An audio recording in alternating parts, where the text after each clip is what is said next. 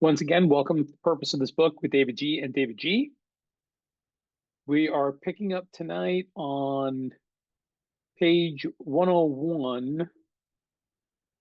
I don't know what paragraph number it is though, because I'm looking at my Kindle version tonight. What full paragraph is it, David? Be paragraph 2 on 101. Paragraph 2 on 101. And we're going to dive right in. I think we said no summary to this point. We're just going to keep rolling from last week. So here we go.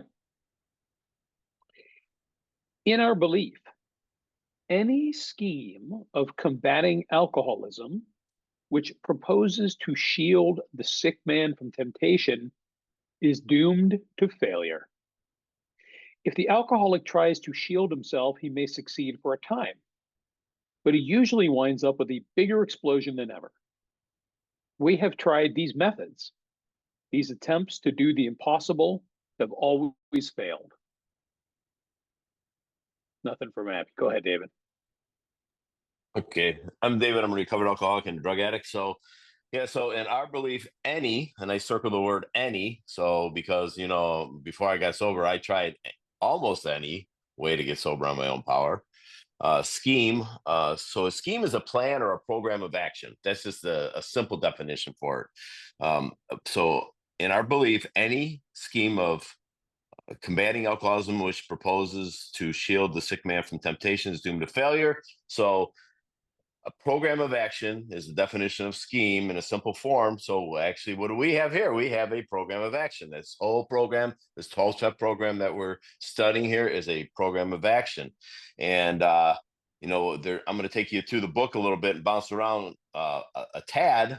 So if we went to doctor's opinion on XXVIII, so Roman numeral 20,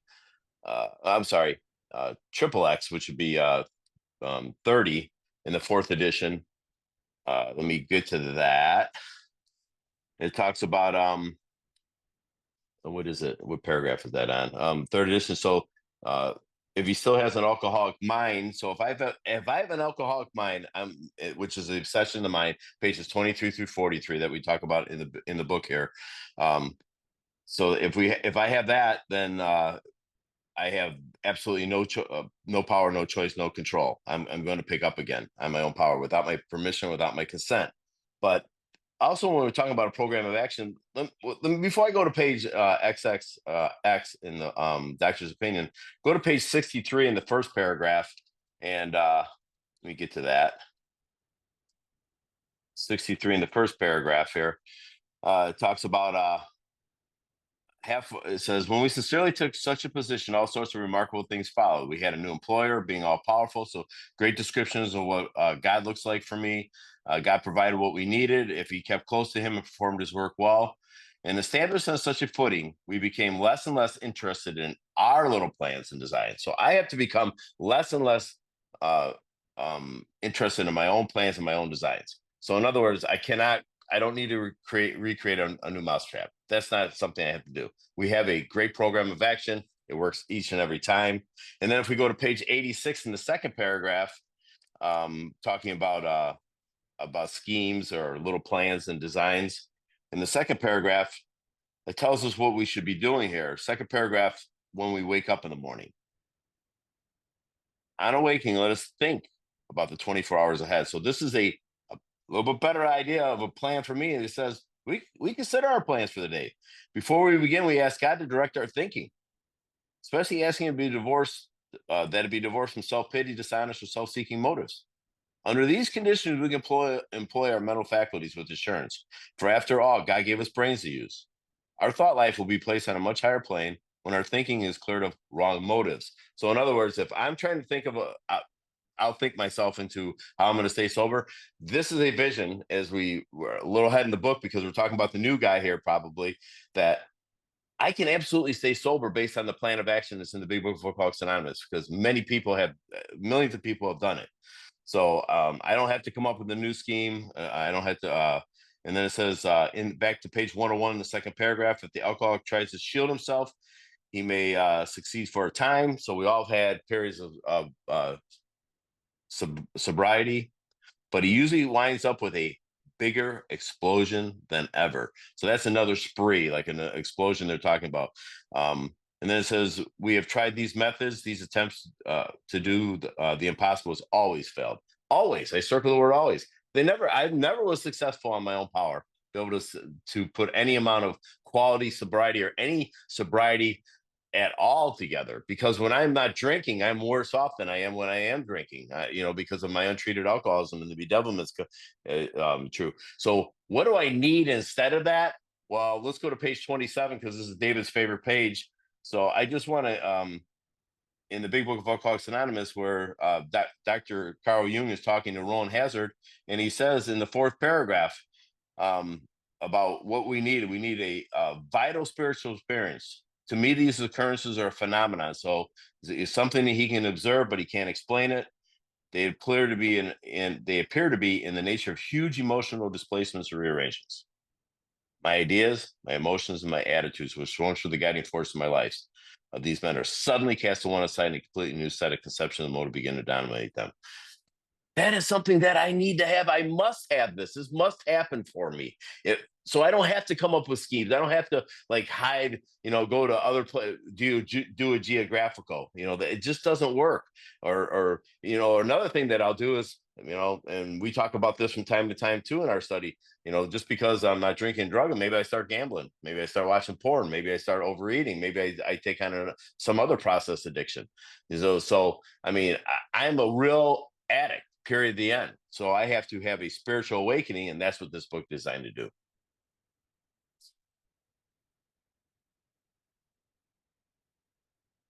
You're muted, David. Thank you. Okay, welcome. we'll try that again. I like when Bill uses this real visceral language as he does, in this paragraph. So think about what he's saying here. So in our belief, any scheme, right, or little plan, little route or method of combating, of fighting alcoholism, which suggests to shield or defend the sick man from temptation, is doomed to failure. Okay. And as David was just taking us there, dancing around the book a little bit, underscoring this point that we should have figured out with some study of the book as we've evolved to into chapter 7, almost the end of it here, is that this is not a program of not drinking. And that's why the program recovery in this book is applicable to many different fellowships. And as David was just talking about, many forms of substance or process addictions, right? Because this is not about me not drinking. This is not about me not drugging. What this is about is me having a vital spiritual experience that's going to rewire my head, my heart, and my gut. And when that happens, the beautiful catalyst or side product is going to be that whatever the thing or things that I'm powerless over, God is going to help me overcome. Okay, so this is not about not drinking. It's not about not drugging. If the alcoholic tries to shield himself, he may succeed for a time, but he usually winds up with a bigger explosion than ever. Well, listen, what is our experience when we first come into recovery? I had to shield myself at the beginning. What did I have? I hadn't had a vital spiritual experience yet. So when I was coming around at the beginning, everyone's saying, all right, well, don't drink and come to meetings, which is a nice suggestion. It doesn't get me recovered, but they're sort of right that the bare minimum of what I need to do is to stop drinking. And at the beginning, all I could do was hold on for dear life to white knuckle it, right? That was shielding myself from not drinking. Now that doesn't last, because if I don't have that vital spiritual experience, my knuckles aren't that strong. I'm going to let go after a while, right? Which is why I need to get into my path of recovery. I need to take these steps, and I need to get into working with others. So things are going to unwind in a hurry and be ugly for me. We've tried these methods. These attempts to do the impossible have always failed. What is the impossible? The impossible is for me to put down the drink or the drug and to be happy, joyous, and free on my own power. That's impossible. I can put down the drink or the drug. I can white knuckle for a few days. And then if I get busy in all three sides of the triangle, right? Getting closer to God, finally letting God in, right? I've been trying to keep him at bay my whole life, and being a part of with all you guys, being in unity, and then being of service, carrying the message and being a part of, and maybe my God, even get into general service in my 12-step fellowship, I do all this stuff, then the impossible is going to become the possible because it's not going to be of my power. My power, I'm powerless. Okay, carrying on. So our rule is not to avoid a place where there is drinking, italics, if we have a legitimate reason for being there. That includes bars, nightclubs, dances, receptions, weddings, even plain ordinary whoopee parties. To a person who has had experience with an alcoholic, this may seem like tempting providence, but it isn't.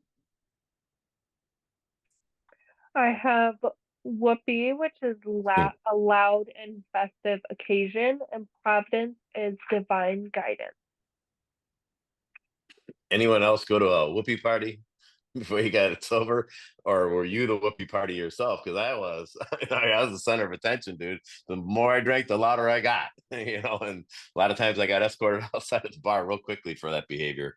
But so the Bill uses the word rule like 3 times in the big book. So our rule is not to avoid a place where there is drinking. So here's the condition, though, and David pointed out in italic writing: if we have a legitimate reason for being there, right? That makes sense, complete sense to me right now. But that is the second condition that he's talked about in 2 pages. The first one was back on 100, page 100, in the fourth paragraph at the bottom of the page. It says, assuming we're spiritually fit, we can do all sorts of things alcoholics are not supposed to do. So again, assuming we're spiritually fit, and then back to page 101 in the third paragraph, if we have a legitimate reason for to be there. So I need to be spiritually fit, and I need to have a legitimate reason for being there, right? That makes sense, right? It does for me today. So that includes, and it brings up all kinds of things. To a person who has experience with an alcoholic, this may seem like a tempting providence, but it isn't. It isn't. So, like David said early on in sobriety, I did not do any of that stuff. Absolutely did not do any of that stuff, because God's grace only lasts for so long. I am responsible for the work here in AA or CA or whatever A I'm a part of. I am responsible for that, to get a relationship and have access to this power in my life so that I can go. And even when I go on business trips now, I don't hang out at a bar. I certainly don't go to the nightclubs. I don't even like to dance, but if I'm with my wife, I certainly will. Receptions I've been to and weddings and all those things. Yeah, but I always drive myself. Always, always, always. I never go with someone else. I need to have my own ride. Just because I get spiritually bankrupt real quickly a lot of times. Not that's because of the drink around me. Just because or maybe feeling melancholy or whatever. That's not the case either. I just sometimes do. And it's been a long time since I've been to any of those kind of events. But at the same time, it's like if I was spiritually fit and I had a legitimate reason for be there, I bring God with. Like the same thing I brought up a million times in the study. Open up the door and let God walk in first. Have my phone numbers with me, right? Let my good running buddies know what I'm up to tonight. All those things are just really good things to put in play for sure. And again, so just assuming I am spiritually fit and I have a legitimate reason for to be there, I can go anywhere a normal person can go. Yeah, I mean, I don't think that there's many times in the book where it's suggested that we don't continue to have a human experience and go through life and have a variety of experiences and thoughts and feelings and reactions to things. So there are plenty of places where alcohol is being served that I do have a legitimate reason for going. I'm out of town on business right now. Sometimes I stay through the weekends. If I'm staying on a Saturday and I want to watch Illinois football game, or if I'm staying on a Sunday and I want to watch the Bears game, going to a sports bar. It's the best place because they have all the big, huge TVs, and they're going to serve me chicken wings and as many Diet Cokes as I can drink, right? I'm not threatened by sitting in a sports bar watching a football game. Why? Because I got a legitimate reason for being there. I want to eat chicken wings and watch the game, right? This is part of me being healthy and stable and not threatened by other people drinking. And kind of like David was talking about, the only time I leave a situation like this is typically if I'm just annoyed by how drunk everybody's getting. Every once in a while it happens, and I'm like, okay, you guys are having a blast. It is totally not interesting to me. So I'm just going to split, right? There's going to be a fight eventually, and I don't feel like getting knocked over when the 2 drunk guys at the table next to me start, throwing mugs at each other. So yeah, I can go to all these places: bars, nightclubs, dances, receptions, weddings, ordinary whoopee parties, whatever those are, right? To a person who has had experience with an alcoholic, this may seem like tempting providence, but it isn't. I'm not tempting the gift that God gave me. God gave me the ability to have good discernment, good judgment about where I can and can't go. I believe God wants me to be able to go watch a Bears game and to have fun doing it and to not even think twice about the fact that people are drinking around me. That's the position I'm in today.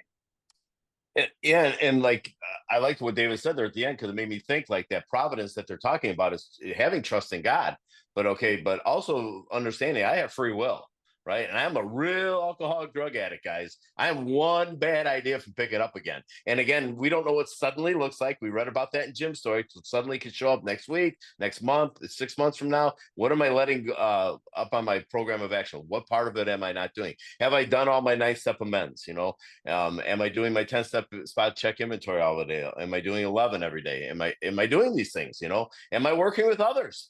Big one. We're in the chapter working with others. Am I sponsoring? Am I taking anyone through this work any time? Am I going to treatment? Am I carrying this message? Am I doing the things that I'm supposed to be doing so I can stay spiritually fit? Because I am not going to tempt the fact that my sobriety is the most important thing in my life. People are depending on me to stay sober. Absolutely stay depending on me to stay sober. It's funny, my sponsor's been married not as long as he has been sober. So he's been sober about 2 years longer than me. And he's been married about 3 or 4 or 5 years less than his sobriety. So his wife has never saw him drunk. And one of our good friends went back out just recently, and she was kind of surprised because they came over to the house and they were talking to this person. And she said she asked my sponsor, my sponsor's wife asked him, "What should I do if you ever got drunk, Judd?" He goes, "You should throw me out of the house like right now." Because this is not going to turn out good for anybody. And that's my truth. Like in the moment, I can see the truth in that. I know that because of the allergy. When that kicks in, all bets are off. I got no power. I cannot control the amount I use. And when I stop, I cannot stay stopped. And the spiritual malady is going to run me right down the drain. I am going to be like that tornado running through the lives of others. That is going to happen to me. So what do I have to do? I have to trust God, clean house, and help others. That's a simple form of what I need to do all the time. And then I have this relationship of power. I can have permanent sobriety. This is always about action and more action. Always, always. Carrying on, next paragraph. You will note that we made an important qualification. Therefore, ask yourself on each occasion, have I any good social, business, or personal reason for going to this place? Or am I expecting to steal a little vicarious pleasure from the atmosphere of such places? If you answer these questions satisfactorily, you need have no apprehension. Go or stay away, whichever seems best. But be sure you are on solid spiritual ground before you start, and that your motive in going is thoroughly good. Do not think of what you will get out of the occasion. Think of what you can bring to it. But if you are shaky, you'd better work with another alcoholic instead. Nothing from Matt. Go ahead, David. So this is a really powerful paragraph. So I'm going to run on for a minute here. So important qualification. Yeah, really important qualification. You will note that we made an important qualification. What is it? Therefore, ask yourself on each occasion. Each occasion. Don't live off the one you did a month or 6 months ago. That one was fine, right? Didn't see the drink, had a great time with my wife. We danced at the wedding. Everything was great. Now I got to ask myself on each occasion, am I spiritually fit enough to be there? And do I have a legitimate reason to go? And then it says, have I any good social, business, or personal reason for going to this place? Those are the questions. Those are also directions for me. Or am I expecting to steal a little vicarious pleasure? So vicarious pleasure is an experience something through another person. Like those guys, and David brought it up, like those guys seem like to be having a lot of fun, but David already knows the outcome of that. But beer mugs are going to go flying. The cups are going to go running. Somebody's going to touch somebody inappropriate, somebody's girlfriend, and they're going to open up the doors with their head. It's not going to, the bouncer's going to bounce you out of there. So, or am I expecting to steal a little vicarious pleasure from from the atmosphere of such places? If you answer these questions satisfactorily, you need to have no apprehension. But wait for it. Go or stay, whichever seems best. So go or stay, there's freedom in both. I can go if I have freedom, as long as I'm spiritually fit and I have a legitimate reason to be there, or I can not go and I can still have freedom. That's true in a relationship. Even so, if I stay married or I don't stay married, and I'm not a counselor. I'm not saying that I'm not a marriage counselor, but I can have freedom in that if I stay or I go. It's all about a relationship of power. It's all about having access in a relationship. So I can go or stay, whichever seems best. But be sure you're on solid. Here's the warning: be sure you're on solid spiritual ground before you start. Before you start, that's the part that I want to underline, and that your motive is going to thoroughly good. And why am I going? Am I trying to grab some vicarious pleasure out of this thing? Live through the old days. Like the old days, the party days were over years before I stopped drinking and drugging, way before that. And then it says, do not think of what you will get out of the occasion. So here's my direction. Think of what you can bring to it. So then it says, but if you're shaking, you had better, and you had better is a must. In the big book of Alcoholics Anonymous, is must work with another alcoholic instead. So that's a great big warning for me. It is absolutely something that I need to be considering all the time. So, we talk about thinking about others all the time, putting them in place of my own thoughts, like put their well-being before mine. So there's a warning, there's a promise, and the direction there in the middle of the paragraph is: be sure you're on solid spiritual ground before you start, and that your motive in going is thoroughly good. Yeah, so David did a pretty nice job of breaking this one down. I'll just add a few comments. So, yeah, this is an important qualification, right? To ask yourself, why am I here? Right? Do I have a really good reason? Now, I would like to say that in my, I would say, recovered state, where God is an intuitive working part of my mind, I don't have to give myself this little pop quiz when I decide to go to the sports bar. I'm going to watch the Bears game. That's it. I'm going to watch a game and have fun. I'm going to yell and scream when they fumble and when they score a touchdown, and that's it. This concept of stealing a little vicarious pleasure, this is what comes out of the unrecovered psyche, right? This is when my motives are in question. It's because I have this longing, right, that I still want to be among the people that are drinking, about the people that are partying, the people that are still in that chaotic lifestyle.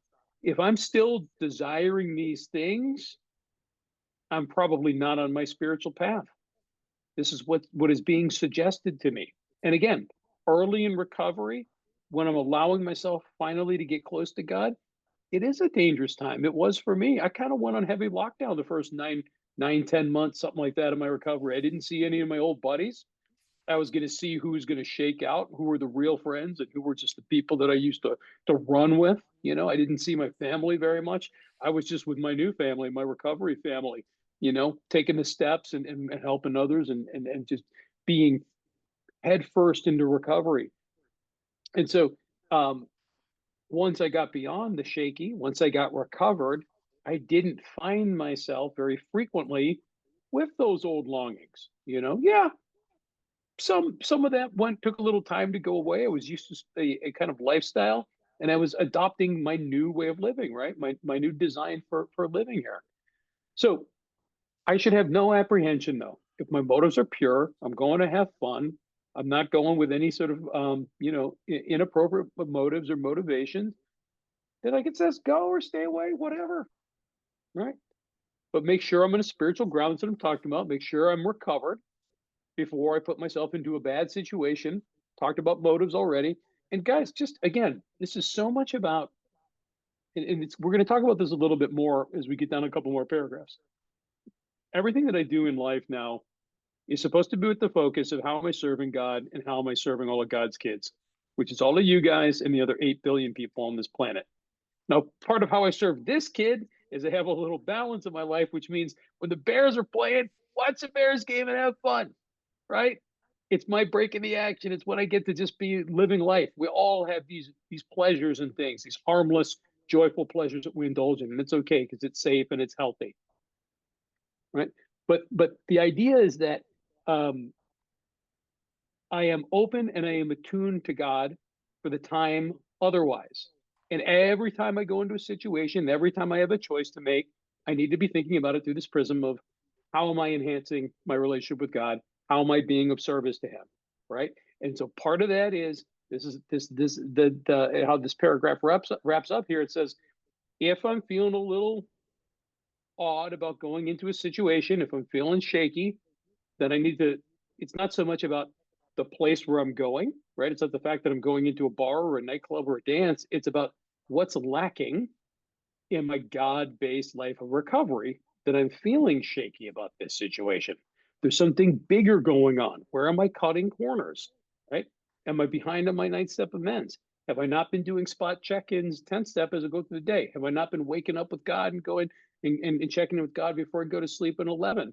Right? Am I not working with others? What are all the things that I'm not doing that are making me feel unsure or insecure? When otherwise I could just be going to a social event and having a good time. And sometimes, again, early in recovery, or maybe you're like me and you sort of laid low for the better part of a year, and now you're going back out to be social and you don't know how to do it. I've heard this from so many people. It's like, oh my God, I don't know how to go to like a dinner party and not drink, right? I don't know how to have sex sober, people say. I don't know how to do this and that, right? All these things that we always had the social lubrication for, right? I get that. So if I go into these situations, not about what am I going to get out of it, but as the end of this says, don't think of what you're going to get out of the occasion. Think of what you can bring to it. How am I going to enhance the party? How am I going to enhance the dinner party? Right? I'm going to the dinner. What am I bringing? Am I preparing a dish? Did I thank the host? Did I bring them flowers? Right? All these things. I don't love to dance, maybe like David says, but my wife says, dude, we're going to dance tonight. I got to make sure she has a good time. All of these things. Because if I'm thinking about my insecurities, my fear, I'm just thinking about me. Nothing good comes out of me thinking about me. I need to be thinking about the people about me, right? And ultimately, if I'm too shaky yet to do it, to go and to have fun, you better work with another alcoholic instead. And this is exactly how this chapter started. If we go all the way back, page 90, and we don't need to go, I can just recap for you guys, right? Practical experience shows that nothing will so much ensure immunity from drinking as intensive work with another alcoholic. When I am an unsteady ground, it's because I'm not doing all the things I'm supposed to do. And the thing that saves my tail the fastest is to get on the phone, get on the Zoom, or show up in front of somebody else and say, let's get into the book, let's do some work, let's get to God. And all of a sudden, magically, things get better. Why sit with a long face in places where there is drinking, sighing about the good old days? If it is a happy occasion, try to increase the pleasure of those there. If a business occasion, go and attend to your business enthusiastically. If you're with a person who wants to eat in a bar, by all means go along. Let your friends know they are not to change their habits on your account. At a proper time and place, explain to all your friends why alcohol disagrees with you. That's a generous statement. Alcohol disagrees with you. If you do this thoroughly, few people will ask you to drink. While you were drinking, you were withdrawing from life little by little. Now you're getting back into the social life of this world. Don't start to withdraw again just because your friends drink liquor. Nothing. Okay, go ahead, David. All right. So why sit with a long face in places where there's drinking sign about the good old days? Why go to meetings where people do that same damn thing sometimes? Oh my God. Some guys in the meetings are like romancing the thought that it wasn't all that bad. It's like, dude, you have a reservation. I've sat in meetings where people like romance that thought that drinking wasn't all that bad, or they talk about the good old days. My very first sponsor was one that always brought it back around to what it was really, really, really like without a God in my life. Like running my life on my own free will, how awful that was, and how the bedevilments ran through my life. That's what he always did in a meeting. That's why he always went last, because people sometimes romance the thought that drinking wasn't all that bad. And there's hard drinkers that go to meetings of Alcoholics Anonymous. They're not real alcoholics. And unfortunately, that's the truth. But then it says, back to the text, if it is a happy occasion, so this is my job. They're going to give me 2 directions on what my job should be. Here's the first one Bill gives us. If it's a happy occasion, try to increase the pleasure there. So back on page 77, David brought this up already into action. It talks about that our real purpose is to fit ourselves to be of maximum service to God and people about us. That's what I'm supposed to do. And it's really, and I bring this up because I mentioned this a few times on this, because we get intimate here. My father-in-law just passed away last night, 92 years old.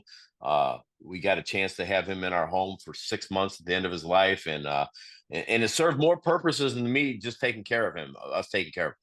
Like there was more purpose. Like God, it dawned on me that yes, we were taking care of my father-in-law, like providing for him and having dinners with him and conversation with him and bringing the great grandson over and all my daughters coming gathering around him all the time. That was wonderful. There's another purpose that I'm aware of, and there's probably many that I missed. Right. One of them was that my wife and I could all, we're on our best behavior because my father-in-law is there. Right. Think about it. Think about it. Think about it when no one's watching. What does my behavior look like? But when my father-in-law, we were on our best behavior, which became second nature after a while. We started treating each other well. And my father-in-law said these things to me. I've never seen a couple work together as well as you and your wife do. That was one of the greatest compliments I ever heard in my entire life. Now I give that credit to God and the steps of Alcoholics Anonymous. What my wife was able to do is she could pull that off with a relationship with God and didn't necessarily need the steps. But I desperately need God and I desperately need the steps to stay in tune with this whole thing. But so my job was always to bring in these happy occasions, try to increase the pleasure there. Oh, yeah, absolutely. But I don't need to be a story stealer. In other words, when you're telling a story, I don't wait for you, or I'm waiting for you to finish yours so I can up your story. That's a story stealer for me. And tell, you're talking about your boat, then I start telling about my bigger boat, my dual engines. Like I don't need to do that. I just listen. What am I bringing? How happy the occasion is. And then it says, if a business occasion, here's the second one. Go and attend your business enthusiastically. I have a career. That is not normal for a real alcoholic and drug addict like me, who had no power, no choice, no control. And I have that today. So I go enthusiastically. If you are with a person who wants to eat in a bar, by all means go. I remember being about 1 year sober. And my buddy at the time, Kenny, who passed away at 17 years sobriety, he got cancer and just he went quickly, unfortunately. But he had 17 years of sobriety, and we were like, I was a year sober, and he was 3 years sober. And he goes, "Hey, I heard about this hamburger joint. It's in a bar." He goes, "What do you think? Can we go?" I'm like, "Dude, I don't know. Can we go?" And I wasn't really into the big book much by any means. And we went, and we had a great time. We actually had a great experience. By all means, go. Because what was our motivation? It was fellowship with each other and the hamburger. And that's exactly what we did. I couldn't tell you what was at the bar. Even when I go to restaurants today, I don't care. I don't even know what my wife's drinking necessarily. That is not my motivation why I'm there. And it says, let your friends know, back to the text, let your friends know that they are not to change their habits on your account. And then it says, at a proper time and place, explain to your friends why alcohol disagrees with you. Indian food disagrees with me. Alcohol, that does more than disagree. That's not. Yeah. I break out of handcuffs, and you lose your purse, you lose all your belongings, and you lose everything that you find precious to you. I promise you, and mainly your hope for us. Mm. And it says, if you do this thoroughly, few people will ask you to drink. And that's always like when I go to business trips, I broke my anonymity with some people, but nobody cares. I just say I don't drink. They just don't even seem to care.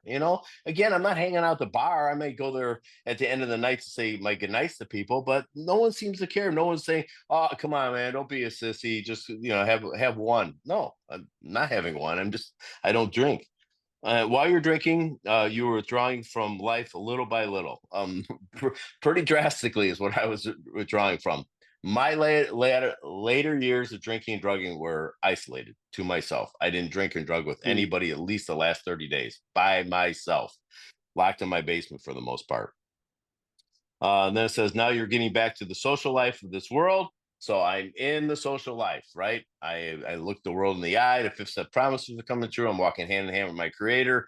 I have a fellowship that's grown up about me. I'm experiencing all the promises in the big book. So I have I have freedom.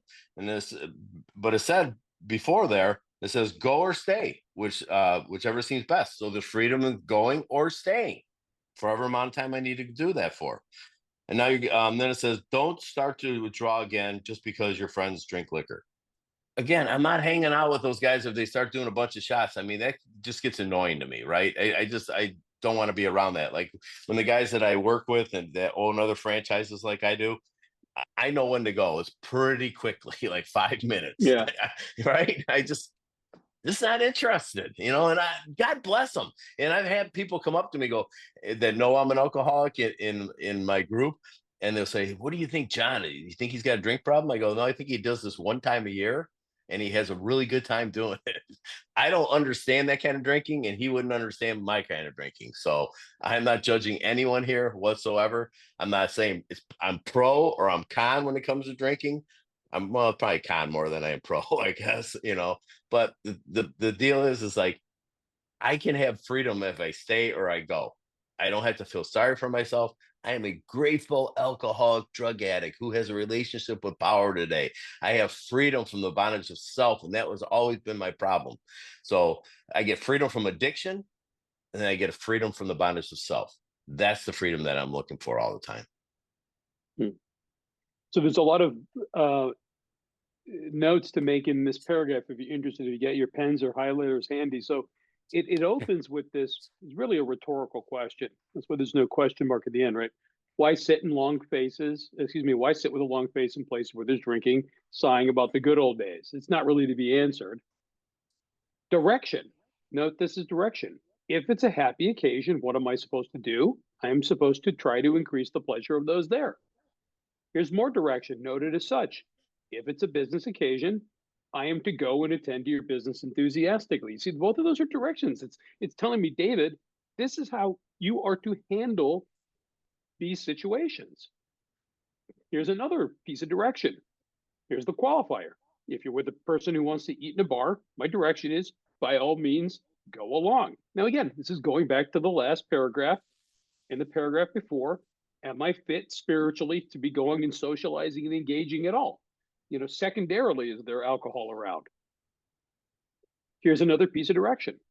Let your friends know they are not to change their habits in your account. I remember the first time I went out to dinner with my family after I told them that I'd stopped drinking and using drugs, and I was absolutely aghast that we went out to dinner and they ordered wine to drink. I was like, oh, and of course I did not have the temerity to say anything, but because I was still in the process of recovering, in my head, I was so full of ego. I was like, I cannot believe, do you people even really love me? How dare you drink wine around me, right? But that was me and my ego. Like, they're just doing what they do. They drink wine, they're having a good time, right? And now it's like, of course, please drink up, have wine, enjoy yourselves, right? But in my early unrecovered state, I only had ego to think about, right? At a proper time and place, explain to all your friends why alcohol disagrees with you. Okay, so I chuckled at that. David did too. Alcohol does more than to disagree with me. But I did this. I met with all of my closest friends one-on-one, told them, hey, guys, I'm done drinking. I'm done drugging. I've joined 12-step recovery. I can't do this anymore. I told them why. And all my best friends supported me then as they support me now. I've got a group of, there's 7 of us, 6 buddies of mine. We all went to college together and we're in a fraternity together. And 30 some odd years later, we're all still thick as thieves. These are the guys that I told, and these are the guys that stuck with me. There were many other people that were friends, right? That were just people that I partied with, never saw them again. They didn't have any use for me after I stopped running and gunning. And then I didn't have any use for them either. Right? So that's more direction. Proper time and place, explain to your friends why alcohol disagrees with you.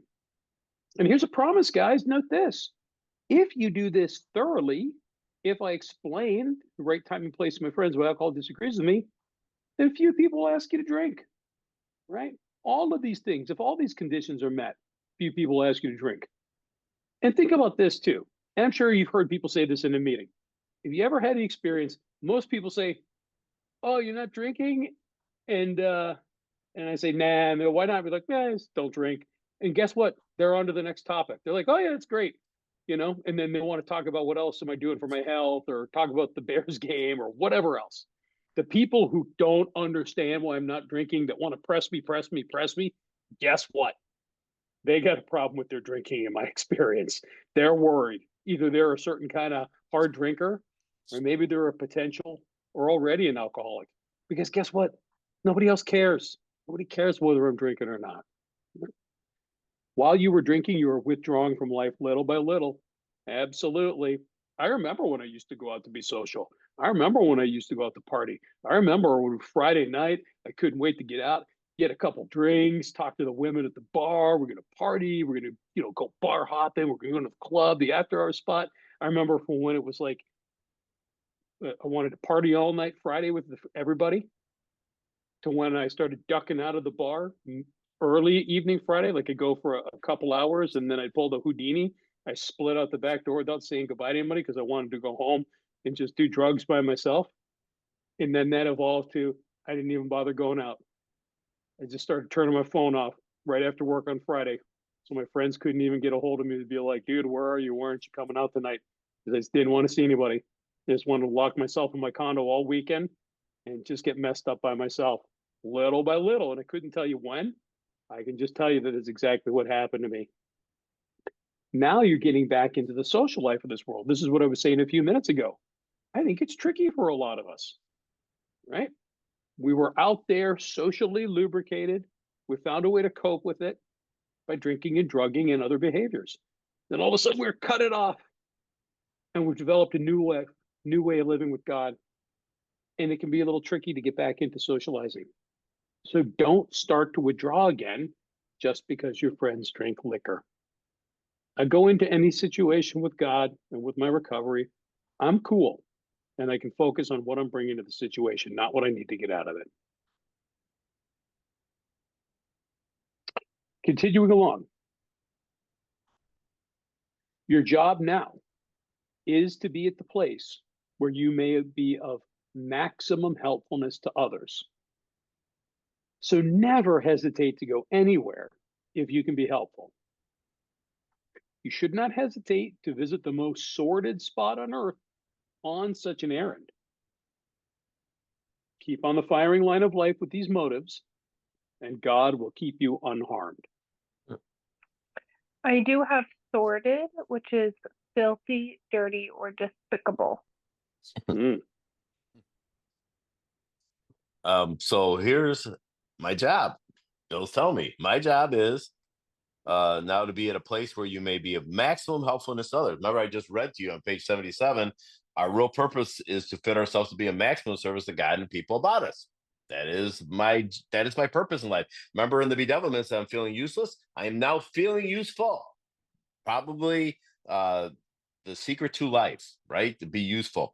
But it says, and it's also an approach reference. Your job now is to be at a place. So my job is to be at a place where I approach this to be of maximum service and helpfulness to others. And I don't even know if that necessarily means just alcoholics and drug addicts or overeaters or gamblers, anything like that. I mean, anyone that God puts in my path, I need to be awake to that. Not asleep, dreaming I'm awake, actually awake to that stuff. When God puts somebody in my life, and I've had those opportunities many, many, many times to talk to them or be a better listener than I am to talker. So never hesitate to go anywhere if you can be helpful. Anywhere to be helpful. And the reason why is because at the end of that paragraph, it gives us the promise. I can do that.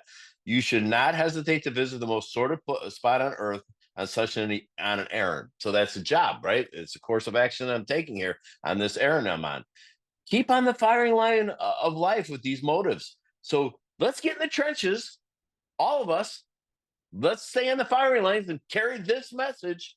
And David's math, if you ever hear him talk, will be true for all of us. Like, all these people can get sober and stay sober if they do this work. And all I got to do is carry this message. That's what I got to do. But it says, keep on the firing line of life with these motives, and God will keep you unharmed. Wow. That is a great promise. It's one of my favorite promises in the big book of Alcoholics Anonymous. Because again, I just brought up a bunch of promises out of the big book. Like walking hand in hand with my creator, like looking the world in the eye. Like I am actually feeling the presence of God about me all the time. Mark Houston uses the reference. It's like being in church 24/7. I feel like I can't be harmed. And I always use that analogy. Open up the door and let God walk in first. I don't have anything to fear at all. I am not a fool to say that I'm going to go to a dope house and pull somebody out. I'm not going to do that necessarily, because I will be the guy who goes to the dope house that's clean and sober, and they'll raid the place, and I'm going to prison too because I was in the wrong place at the wrong time. So I'm not putting myself in that position. But I can go any sort of spot on earth. So to do this, Aaron, my job is this. So it says my job is, and if you put that right in front of all this stuff, is to stay on the firing line of life with that motive, and God will keep me unharmed. That has been my experience for a few 24 hours. I want to continue that process, to staying on the firing lines, stay in the trenches, carry this message to the alcoholic and the drug addict, the overeater, the gamblers anonymous, whatever your process addiction is or is not, to carry this message to them. Mm. Yeah, so we've mentioned this a few times, sort of building towards this paragraph. Your job is now to be at the place where you maybe have maximum helpfulness to others. If it goes back to David took us back earlier in the 9th step, right? You got to be of maximum service to God and the people about us. And who are the people about us? I always say there's 8 billion people about us on this planet. So I must allow myself to be open to wherever God needs to send me. And I ought not hesitate to visit the most sordid spots on earth in such an Aaron. And David brought up, and I know what David was alluding to. We're a buddy of ours out here where we live. He's out of prison now, but he did his time. He's got felonies, and he's all covered in tattoos, and he goes everywhere to try to help guys. And he's been in trap houses trying to pull guys out of there, and the cops roll up, and we're like, bro, you're putting yourself in a bad spot because you're all covered in tats and you got your gold chains. We know you're a child of God, but the cops don't know that.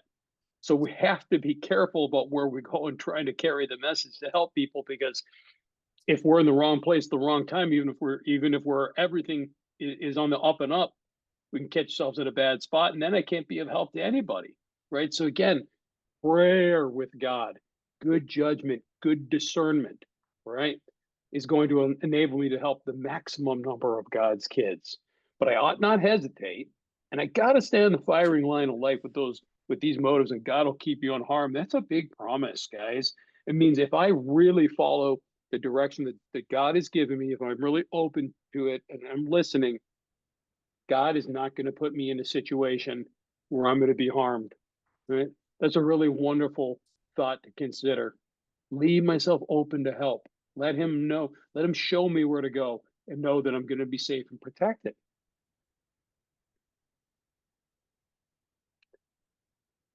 Many of us keep liquor in our homes.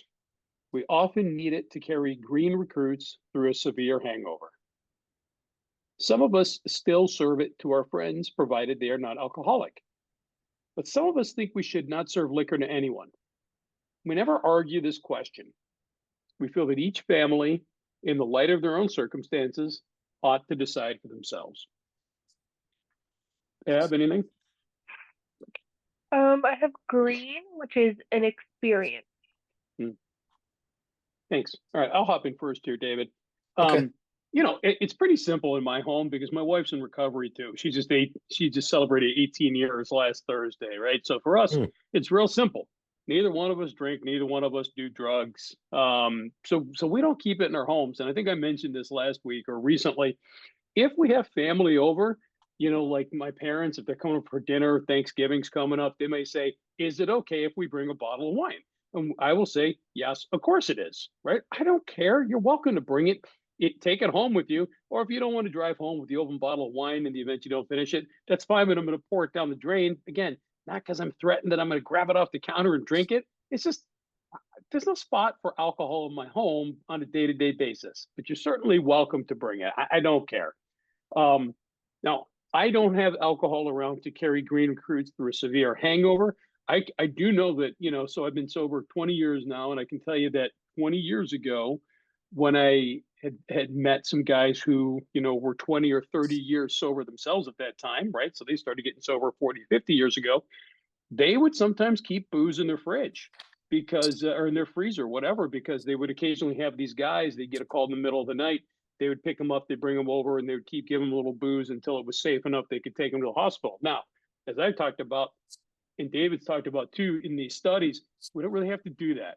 You know, like I live about 4 miles from a 24-hour ER. If there's someone who is in bad shape, who's drunk, and is therefore I determine his health is at risk, I'm not going to take him into my home where he could maybe die. I'm going to take the guy to the ER. I have done this. This is why we have hospitals. I'm not telling you what to do. I'm not saying disregard what the book says.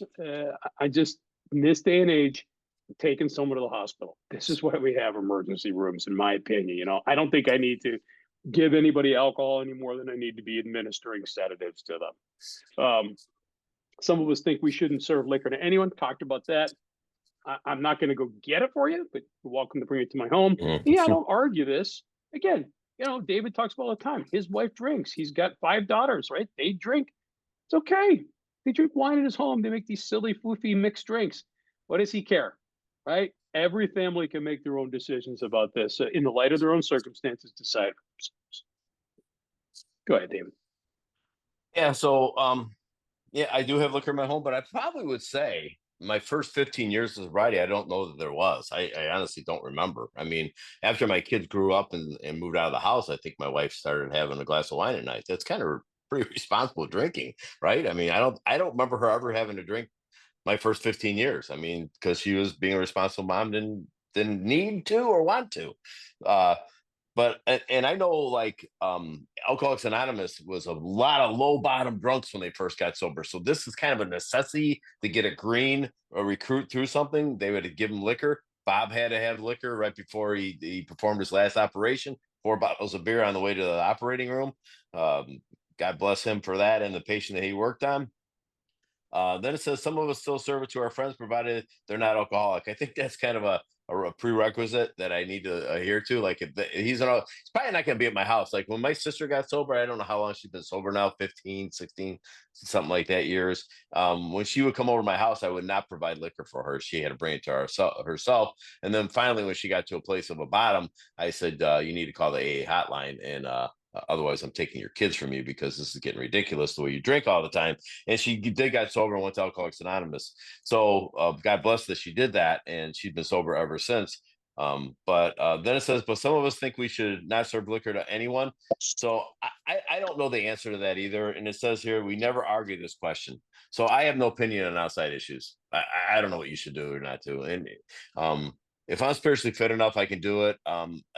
No one that comes to my house really needs to have a drink necessarily. Like they're pretty content just coming to my house for Thanksgiving dinner and having, whatever punch that we have or just a cup of coffee or whatever. And then it says we feel that each family in the light of their own circumstances ought to decide for themselves. And I think that's very true. I don't know. I wouldn't even advise anyone on that. It's like, where you ask personally, do you need to have that in your house? Like I'm not going to guide or direct someone on what they should or should not do. For me, I know there's liquor in my house. I don't know exactly. I don't know. I know it's in one of the refrigerators in the garage, but I don't go in that refrigerator because I don't put my water or my pop over in that part of the refrigerator. It's just not, I don't step over that line. I don't, like David said, I don't serve it to someone. I'm not going to pour the glass of wine for them. I'm not going to go get them their beer or whatever it is that's in my house. They can go get it from themselves. We have a little mini fridge in our island. They can reach down there and get it themselves. I just don't do that stuff. But in the interest of time, I'm going to read these last 3 paragraphs and we okay. can talk about all 3 at once. Okay. We are careful never to show intolerance or hatred of drinking as an institution. Experience shows that such an attitude is not helpful to anyone. Every new alcoholic looks for this spirit among us and is immensely relieved when he finds we are not witch burners. A spirit of intolerance might repel alcoholics whose lives could have been saved had it not been for such stupidity. Wow, Bill's dropping the hammer. We would not even do the cause of temperate drinking any good, for not one drinker in 1,000 likes to be told anything about alcohol by one who hates it. Someday we hope that Alcoholics Anonymous will help the public to a better realization of the gravity of the alcoholic problem, but we shall be of little use if our attitude is one of bitterness or hostility. Drinkers will not stand for it. After all, our problems were of our own making. Bottles were only a symbol. Besides, we have stopped fighting anything or anybody or anything. We have to. Boy, highlight that whole last little 3 sentences there. Go ahead, David. Why don't you bring us home, and I'll just chime in at the end. Okay, real briefly. So we are careful never to show intolerance or hatred of drinking as an institution. That's what kind of separates us from the Oxford group. They were teetotalers. They thought, altogether elimination of alcohol, period, the end. We're not saying that necessarily. Again, am I pro or con? Like, if you can ever drink responsibly, please do. I don't care. But again, I probably say con because it ruined my life. It took my daughter's life. It took my father's life. It took my uncle's life. So, but again, I'm not going to sit there and preach to you or be hatred over it, because I am not a witch burner. I mean, it serves a good purpose, and people drink for the effect produced. Period. The end. Doctor's opinion. Next paragraph, page 103 in the second paragraph. It says, someday we hope that Alcoholics Anonymous will help the public to better realization of the gravity of the alcoholic problem. I think they've done that. I really, really think we've done that. I really think that if I'm a demonstration in my life of practicing these principles in all my affair, and I break my anonymity, or if I not, something they've seen something change inside of me, and that's a spiritual experience. And every time I work these steps, I have another one here. And then it says the last paragraph. After all, our problems of our own making. We read about that on page 62 in the second paragraph and how it works. So our troubles, we think, are basically of our own making, right? Remember that? And then it says, after all, our problems were our own making. Bottles were only a symbol. That's the first part of the first step. That empowers over alcohol. That's a problem. It's just a symbol. It's not the problem. The problem is my life is unmanageable. And then it says, besides, we have stopped fighting anything or anyone. We had to. Page 84, third paragraph, and it talks about that we had to stop fighting everything or anyone. So Bill's emphasizing and then re-emphasizing that we have ceased fighting anything or anyone, even alcohol. So with respect to that first paragraph, careful never to show intolerance or hatred of drinking as an institution, I refer you guys to the long form of the 10th tradition. Really important here, guys. No AA group or member should ever, in such a way as to implicate AA, express any opinion on outside controversial issues, particularly those of politics, alcohol reform, or sectarian religion. The Alcoholics Anonymous groups oppose no one concerning such matters. They can express no views whatever. And just to that last paragraph, after all, our problems are of our own making. David took us back there right to 62. Everything, all my problems come out, pouring out of my psyche, out of my head, my heart, and my gut. Bottles were only a symbol. Liquor was but a symptom. My real problem, my unmanageability, my spiritual illness, my spiritual malady. Right? I've stopped fighting anybody or anything. Why? Because I got recovered. And I'm increasingly trying to scratch and claw my way to get closer to God every day. Right? So I grow in understanding and effectiveness. And when I'm doing that, I'm just not fighting. And why do I continue to scratch and claw to try to get better and healthier? Because I have to. Right? Because it's an obligation, it's a duty, and because I know that the more I fight to get better and to be of greater service to God and all you people, then it's going to make me a better man. All right, let me kill the recording.